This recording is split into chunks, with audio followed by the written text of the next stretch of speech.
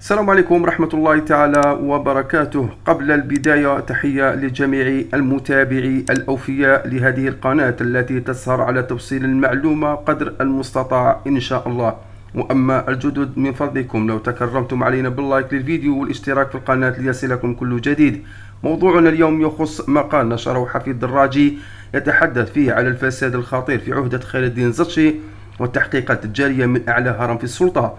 التقرير فيه يلخص 7 سنوات إلى غاية استقالة جهيد سفيسف.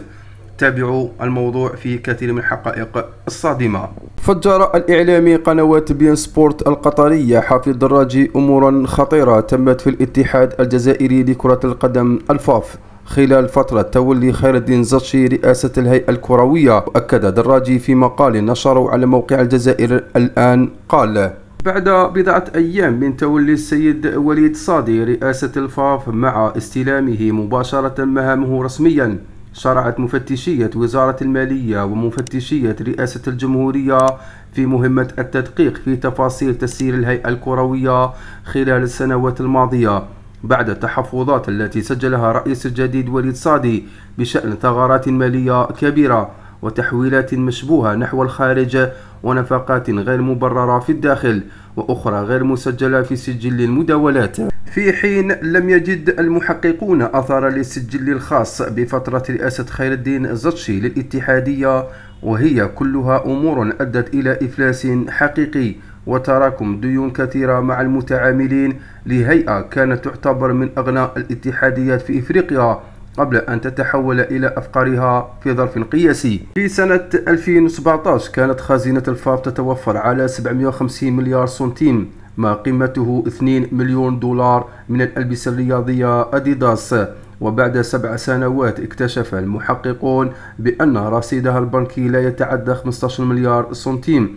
وديون تفوق 200 مليار مع المتعاملين الذين يطرقون أبواب دال إبراهيم هذه الأيام من أجل المطالبة بمستحقاتهم المالية. كما أن مخزن العتاد الرياضي لا يلبي حاجيات المنتخبات الوطنية إلى غاية نهاية السنة، في وقت تضاعفت النفقات ب3 مرات في ظرف وجيز بسبب مضاعفة رواتب المدربين والفنيين والموظفين وزيادة أعدادهم في دال إبراهيم ومركز تحضير المنتخبات سيدي موسى الذي تدهورت حالته رغم إعادة تأهيله عدة مرات بأموال ضخمة. المفتشية المالية لرئاسة الجمهورية ووزارة المالية توعدت بتحويل الملف الاتحادية إلى العدالة، وأعطت مهلة الأمين العام السابق لإعادة سجل المداولات الخاص بفترات 2017 إلى 2020 الذي اختفى منذ مدة نظرا لما يتضمنه من خروقات لقرارات المكتب الفيدرالي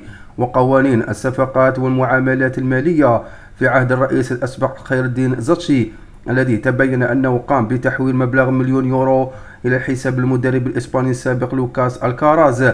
الذي تمت إقالته وتعويضه دون موافقة الأعضاء المكتب الفيدرالي، واكتشاف تحويلات أخرى غير مبررة إلى الخارج واختفاء موارد مالية كان من المفروض تحصيلها بحكم العقود التي كانت تربط الاتحادية بالمتعاملين محليين وأجانب. حتى المباراة الدولية الودية المقررة ضد مصر منتصف هذا الشهر لم تخضع لعقد يحفظ الحقوق الطرفين، بل تم اتخاذ القرار والاتفاق على تنظيمها هاتفيا قبل أن يستدرك وليد صادي الأمر ويهدد الاتحاد المصري بإلغاء المباراة إذا لم تتم الموافقة على شروط الفاف التي تضمن له مداخيل لا تقل عن 200,000 دولار وتضمن للتلفزيون العمومي الحق في البث المباراة، إضافة إلى تفاصيل وجزيئات أخرى تتعلق بمداخيل عملية بيع التذاكر وحقوق البث التلفزيوني والإشهار المرتبط بالمباراة الودية التي يبقى إجراؤها في الإمارات لغزا محيرا